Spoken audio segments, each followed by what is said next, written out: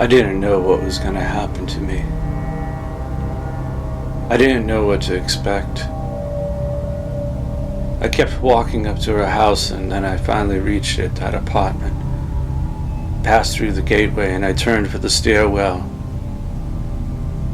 It was time to change things, all because of that cat. That potion bottle. That moonlight over me.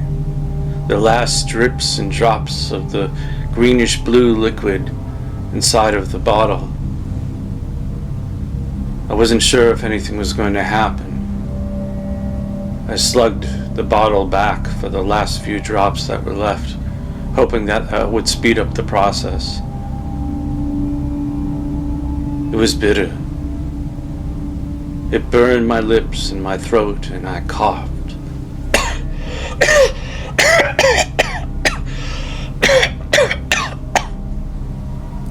Finally, a sudden dizziness came on, and the moon grew and expanded in my eyes, and it filled the whole sky. And then came 1,000 sharp needles in my skin, on my arms, my legs, my chest, my face. And the needles were pressing into my skin, and I fell. Oh, yes. My fingers were curling over, stiff as stone, and a nice shiver shot through my spine. And those needles, they kept jabbing, each one sharp, expanding and filling my flesh, wide and thick as straws, tearing through. Sharp, coarse winters, each one pushing wider and wider until I crouched over the stairwell and I rolled.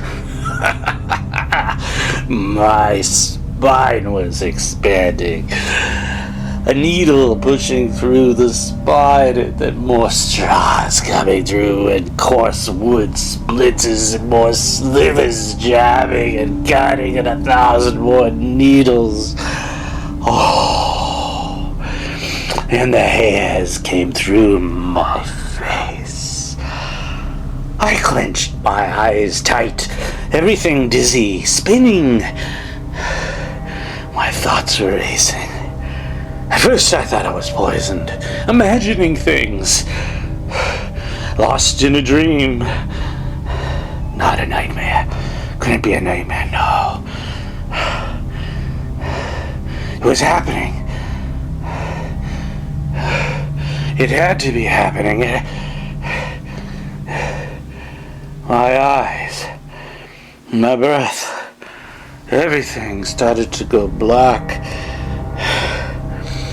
My nose, I couldn't see. My nose felt wet. It felt like I was starting to melt. My blood was boiling, and my flesh was starting to melt. But my nails felt thick as I reached to touch my flesh. The boiling warmth, the feeling of bubbles beneath the nails. Thicker and thicker the nails got until everything went